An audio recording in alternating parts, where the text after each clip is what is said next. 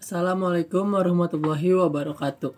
Saya Iksan Julpan Kamil dari kelas 1 TA03 bermaksud membuat video ini untuk memenuhi tugas kedua dari mata kuliah Ilmu Sosial Dasar.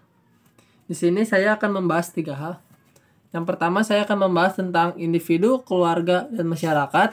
Yang kedua, saya akan membahas peran keluarga atas kehidupan kalian atau saya. Yang ketiga, apakah keluarga mengizinkan saya untuk aktif di kegiatan masyarakat. Langsung saja kita masuk ke pembahasan yang pertama, yaitu individu, keluarga, dan masyarakat.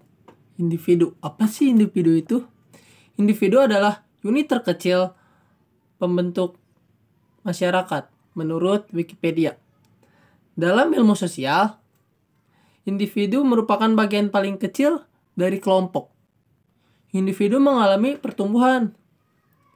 Setiap individu mengalami pertumbuhan dan memiliki ciri-ciri yang khas tersendirinya.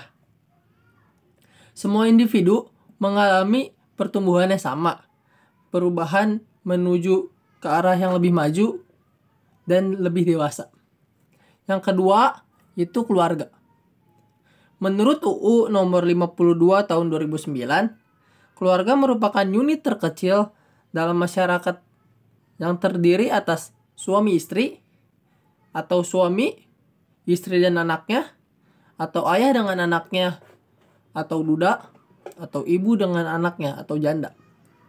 Keluarga itu sendiri merupakan unit terkecil dari masyarakat, yang merupakan 2 atau lebih individu yang hidup dalam satu rumah tangga. Mereka saling berinteraksi yang satu sama lain, mempunyai tugas masing-masing. Keluarga itu juga memiliki fungsi, banyak macam-macam fungsinya.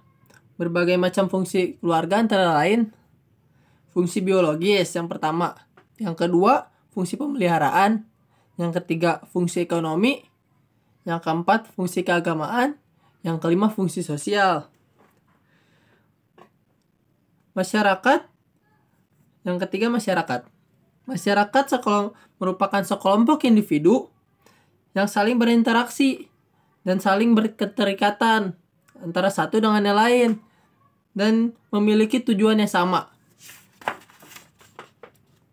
Nah, di antara 3 itu semuanya memiliki hubungan. Hubungan antara individu, keluarga, dan masyarakat itu saling berikatan satu sama lain. Tidak ada keluarga dan masyarakat jika tidak ada individunya. Dan sebaliknya, individu atau manusia itu sendiri pasti sangat butuh yang namanya keluarga dan masyarakat. Jadi, antara ketiga itu, mereka saling berhubungan satu dengan yang lain hal. Keluarga itu sendiri adalah lingkungan pertama individu yang untuk membentuk sikap terhadap individu itu sendiri. Terus kalau untuk masyarakat, merupakan media sosialisasi individu itu untuk menyampaikan ekspresi secara luas. Nah, kita masuk ke poin yang kedua. Peran keluarga atas kehidupan saya. Banyak peran keluarga atas kehidupan saya sendiri. Keluarga merupakan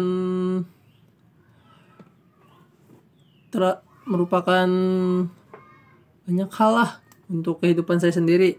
Peran-peran yang masuk ke dari keluarga untuk itu adalah peran pendidikan. Selain dari sekolah, keluarga itu sangat dekat lah dengan namanya pendidikan. Tujuannya pendidikan itu sendiri untuk saya, yang pertama untuk menghormati satu sama lain. Yang kedua, taat pada peraturan.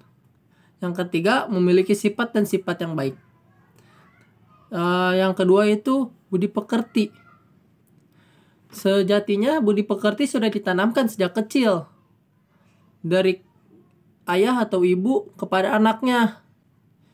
Di rumah atau di keluarga ditanamkan pengertian yang baik dan benar secara etika, berperilaku sopan, halus, berbahasa yang baik, dan hormat kepada orang yang lebih tua atau orang lain.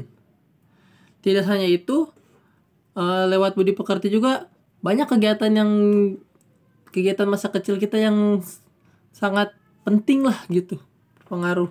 Kayak misalnya kayak tradisi lewat dongeng, terus dan permainan anak-anak yang merupakan cerminan untuk bekerja sama dan saling berinteraksi satu sama lain.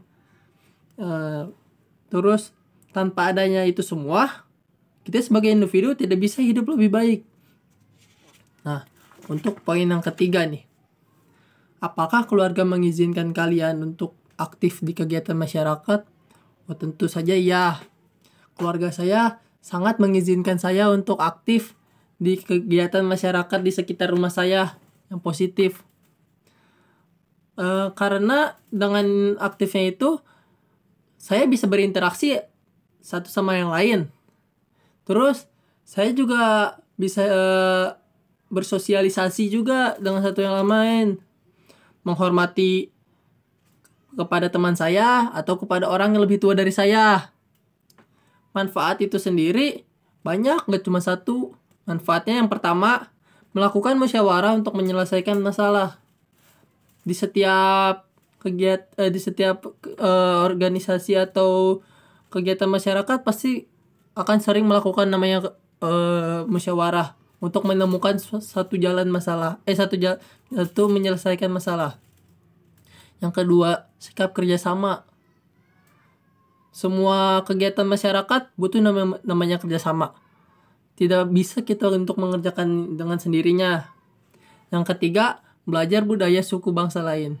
Kita hidup di sini di sekitar kita, tidak hanya hidup dengan bangsa kita sendiri atau suku kita sendiri, pasti dengan suku yang lain. Jadi kita di sini harusnya menghargai budaya suku orang lain dan tidak membanding-bandingkan antara ras, suku, dan agama. Yang ketiga, mengikuti kegiatan sosial. Kegiatan sosial ini seperti kayak bansos, membagikan kepada anak yatim, duafa, itu merupakan hal baik yang bisa menjadi manfaat kepada kita sendiri. Selain itu, saya juga emang sudah didukung untuk mengikuti kegiatan masyarakat karena ayah saya sendiri kayak mantan ketua DKM dan ibu saya anggota PKK, kakak-kakak saya yang kakak pertama saya ketua Karang Taruna dan kakak kedua saya anggota Taruna. Sudah semestinya saya juga mengikuti Karang Taruna atau organisasi lainnya yang ada sekitar masyarakat gitu. Segitu saja video yang saya jelaskan. Maaf jika ada salah-salah kata atau kalimat yang saya ucapkan. Terima kasih sebelumnya. Wassalamualaikum warahmatullahi wabarakatuh.